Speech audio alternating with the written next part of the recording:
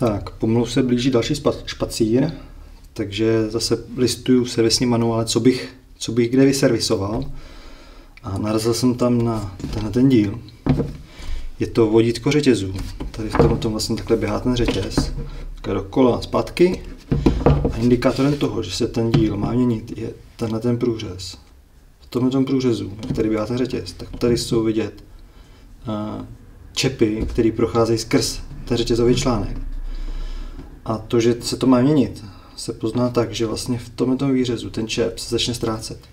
Mě tam kouká zhruba čtvrtina, možná pětina toho čepu, takže jsem se rozhodl, že to vyměním. Stálo to 750 korun, takže to není žádná tragédie. Zajímavý spíše, že mám na to necelých 12 000 a je to takhle světý. A na 1090 jsem měl na to víc. A ten článek tam byl vidět skoro celý. To jsem si naprosto jistý. Jsem si říkal, že to mě přežije ten díl. A na 1290 prostě se to ošloupalo. Buď málo mažů, nebo to mám moc volný, nebo utažený, nevím. Nebo nějaký páteční kus tohohle dílu, ale řekl bych, že to je světý. Takže servisní okýnko dneska jdu vyměnit vodítko řetězu.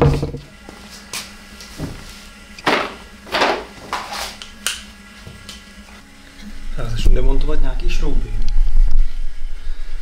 Máme jich tady poměrně dost. Takže tady máme šroub, tamhle šroub a jeden ze spoda. Tak uvidíme.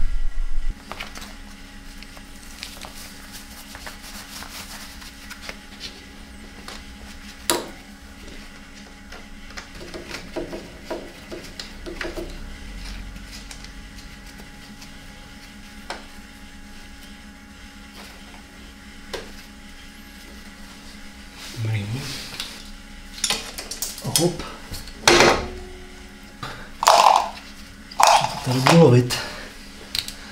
Tak a teď jak to sundám? Ze zhora to drží pevně řetěz. Pro lepší manipulaci sundám i tohleto.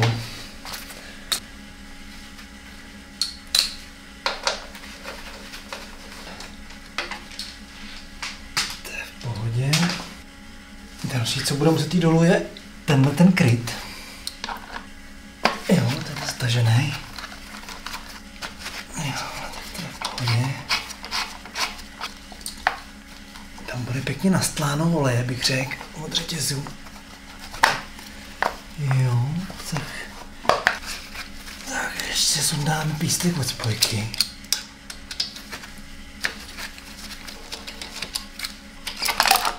Taky pohoda, to vypadlo. Nevím, jestli to nějak nateče někde, nemuselo by. Pěkně čistý, dobrý. A vodítko je... Ty kráso, ono je pod tím zubem. Ono je za těma zubama... Ono je za těma zubama od tady toho kola. Tak to jo, no. Takže... rozebírání bude asi trošičku... větší, než jsem si myslel. Ty kráso, to kolo bude muset ven. To kolo bude muset ven. Já to ukážu na kameru. Sundám si rukavice. Takže já musím na to kolo, asi ho budu muset vyndat, protože to vodítko je za těma zubama. Jo, takže já když... Jo, tady dole se to vlastně hejbe, tohleto, takže kolo musí ven.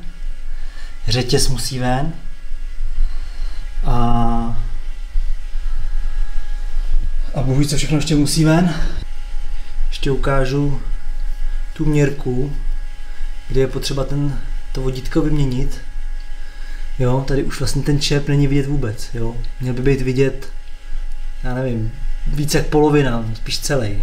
Takže výměna je na snadě.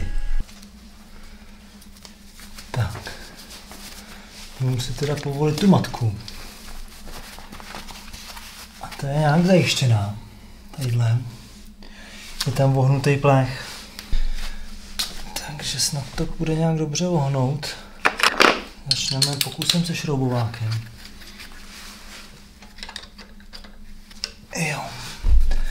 Takže rychlost ještě. Tak Páčeníčko šroubováčkem úplně nešlo. Zkusíme druhý level.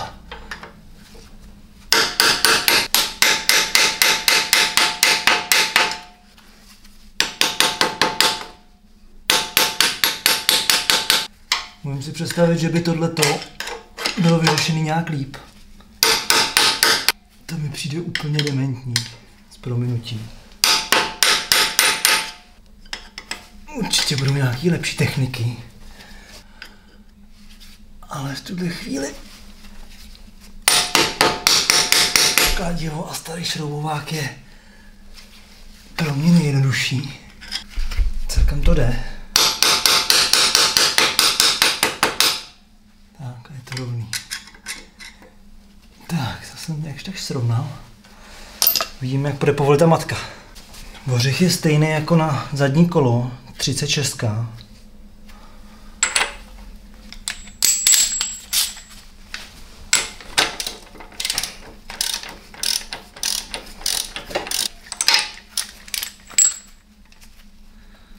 Tak jo. Tu podložku vyndat zkusíme. Máme ještě tam nějaký kovový. Jo, zoubečky, pěkný. Jo, a teď co? Teď já budu muset nějak povolit, že jo? To znamená povolit zadní kolo. Ty, to bude pěkná pakárna ještě.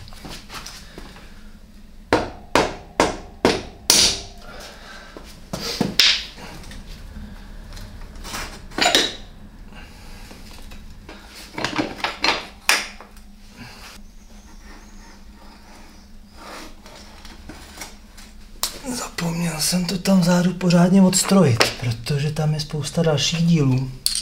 Hlavně čidlo ABS. Takže sundat čidlo ABS dřív než sundáte kolo. Takže je to, řekl bych, docela důležitý. Bude příležitost to trošku vyčistit tady. To tam ještě asi nějak drží, to ozdobený kolo. Přední vůbec nemám nastudováno. Ale řetězem to jen takhle nevyndám. Musím říct, že to je teda pěkný porod vyndat tu závětu, to přední kolečko. Rukama jsem to nezbát. Takže jsem prostrčil závětovou tyč, který teďka trošku ťukám. A zdá se, že by to mohlo pomoct.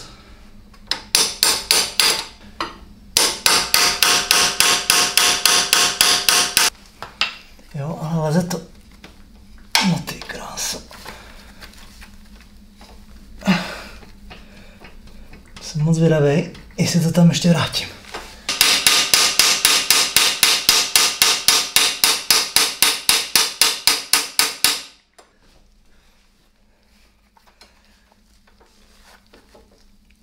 No, tak tohle jako rukou nevyndáš ani náhodou.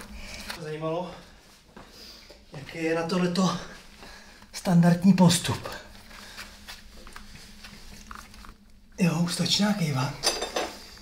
Jestli se jako musí sunat řetěz, nebo jako rozseknout, rozříznout. Ten řetěz dostat jaksi mimo to kolečko. No tam není místo vůbec, tyhle. Tady by to chtělo tak půl milimetru ven. A už se trošku kinklá kolečko aspoň. Ale celý jsem to tady opatlal. Už. No ty kráso, je venku. Největší řehole je tohle teda.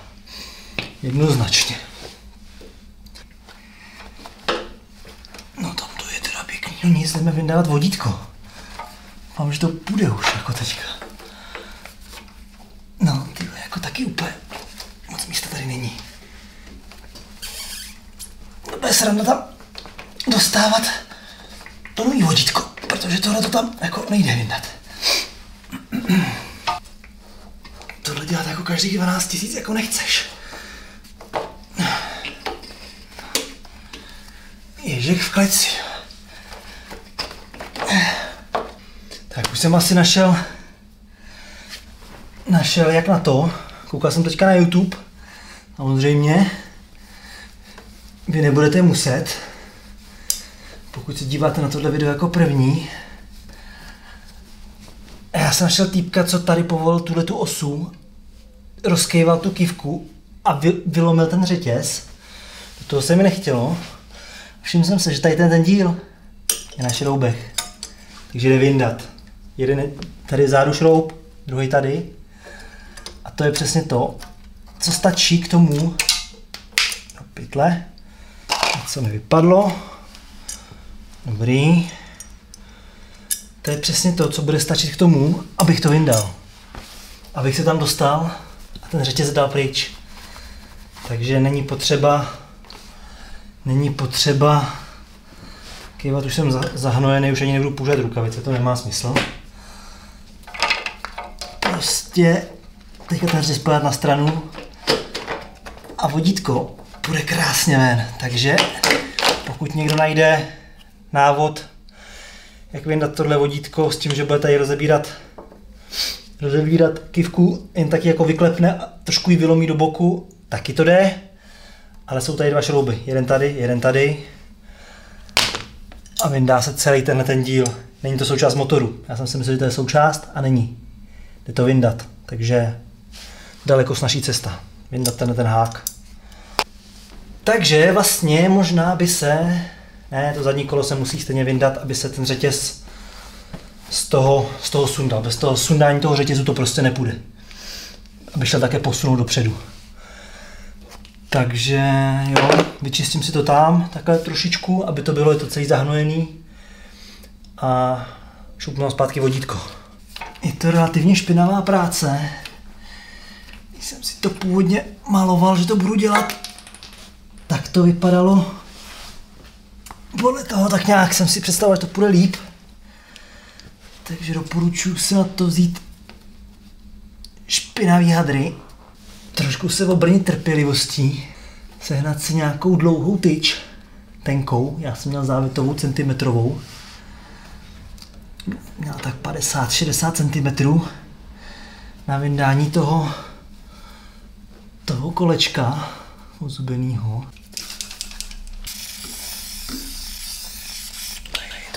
Aby to bylo perfektně čistý. Takže tady mám takový přípravek. Najdete ho v servisním manuálu. Je to volej, ale perfektně to i čistí. Nějaký, co to je? Joker 440. Používá se to. Kupoval jsem to na co? Kupoval jsem to na čištění vidlic, na Gufera. Tak, čistý to tam mám. Můžu tam zkusit napasovat znova to vodítko. Drapneme vodítko. No. Jo, tohle bude ten správný postup. Žádný uvolňování kývky. Nebo že by ne. Samozřejmě ty plasty jsou tvrdý všechny, takže je potřeba hledat optimální cestu, kterou teda zrovna teďka nemám. Asi. Jo, už. Hele, šup. Ještě tady a je tam, aspoň v té hrubý poloze, jak jsem říkal, není to úplně čistá práce. Tak, pochytáme si vodítko. Chycený. Kolečko mám očištěný, vrátím ho tam zpátky. Musím říct, že jak jsem takový sváteční jezdec, tak ty zuby jsou jak nový. Zdraví, jakým stavu bude řetěz, budu ho muset změřit, ještě jsem ho nedotahoval ani. Sázel jsem, že to dělali v servise, ale šrouby jsou jak nový, takže předpokládám, že na to nesáhli. Pochopitelný. To po servisech nemůžeme chtít, aby se nám starali o motorky. A hlavně vyfakturovat to, co říká manuál, a pak je to v pohodě, no. Ale tím nechci nařknout nějaký ty servisy, já jsem byl v tím celkem spokojený. Takže tam jako asi dobrý, ale ten řetěz určitě nedělali. No. A mám takový dojem, že jsem o to i říkal. Že by bylo fajn, kdyby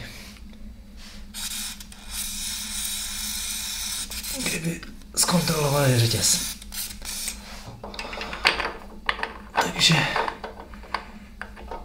ty vole, jak já to tam dostanu na to kolo, to bude hustota ještě. Trošku namazal, By to klouzalo. By to tam vůbec nasadil. Fajn.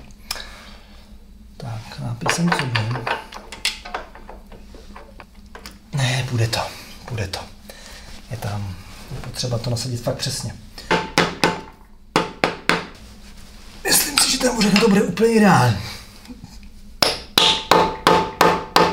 Optimální ořech číslo 36 krásně okopíruje tu gumu, takže se dobře drží. A nás to tam ti pěkně naklapnout. Super. Dáme tam tuhle krycí.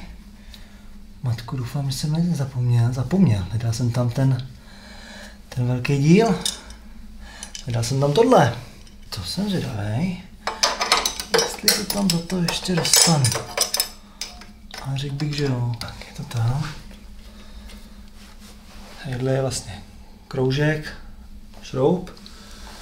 To se dá. Nebo spíš kroužek, distanční podložka bych to mohl nazvat.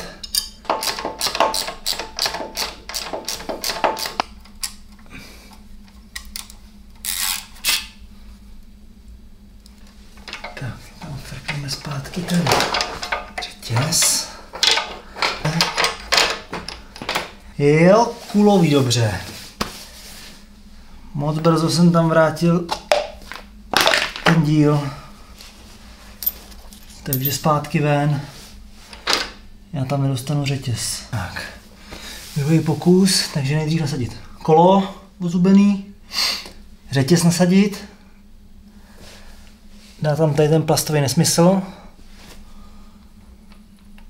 Je jeden způsob, jak ho tam nasadit. Nemůžete si vybírat. Na to se nasadí tohle ten díl. Ten je důležitý, tady se to provlíkne. Tady na ty dvě dírky to musí sednout, to plastový. Plastový díl, i tam na to takový kolíčky tam na to jsou. Pochytat, všechno špinavý, opatlaný, potřeba to pak očistit. Vrátím tam zpátky tuhletu zarážku ohybací, ještě nevím, jak to budu pak ohybat zpátky. Tak.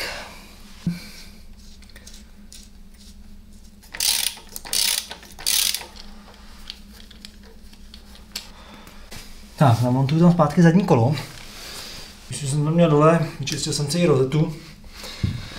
To se taky nestratí. Takže doporučuji pohlídat si to čidlo z toho ABS-ka. To tam tak jako blbě čumí do toho kola. Velmi snadno se na to zapomene a ulomit ho to je ani cvá, je to zbytečný. Takový nenápadný, malý černý, vyčuhuje tam jen tak akorát. Takže to je určitě jeden z typů.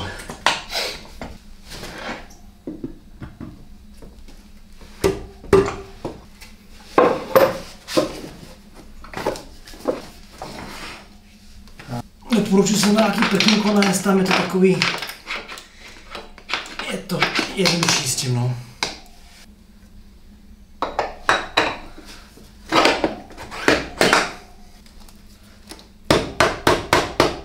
Jak jsem říkal, že to nechci dotahovat přes rychlost, tak je dobrý si to kolo nějakým způsobem zablokovat. A není na to špatný hadr skřivit ho do řetězu. Asi takhle nějak.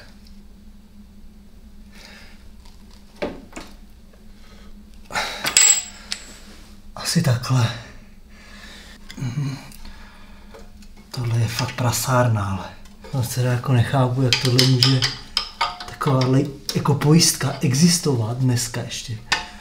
To přijde úplně... Nejsem žádný strojní inženýr.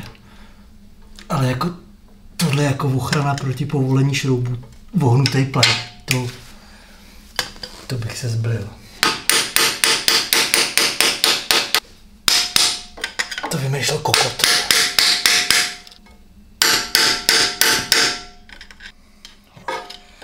Rakouský inženýři. Strašný, fakt hrozný. Jdem to tam srovnat zpátky.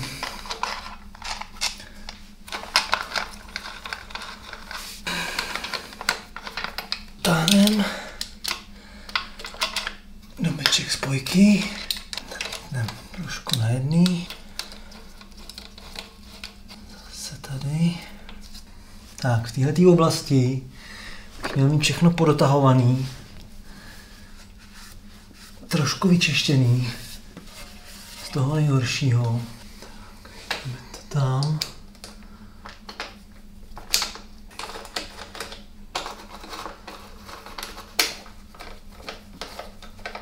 Tak, ještě zadní kolo a je to. Tady je ta závitová tyč, kterou jsem vyrážel to přední kolečko.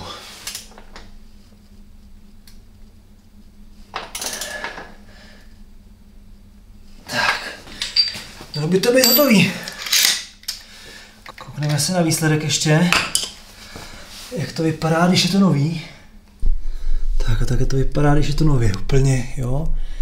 Je tam vidět víc jak půlka toho čepu. Tak, vodítko je vyměněný. Starý můžu vyhodit. Jak jste viděli, není to žádná úplně dřina, celkem se to nechá. Je potřeba na to mít taková závitovou tyč. Trochu trpělivosti, času na to udělat. A jinak to jde. Jediný, co bych teda tak jako asi vyzdvihnul, to je tak, že ta areta ze toho předního kolečka mi přijde úplně nesmyslná.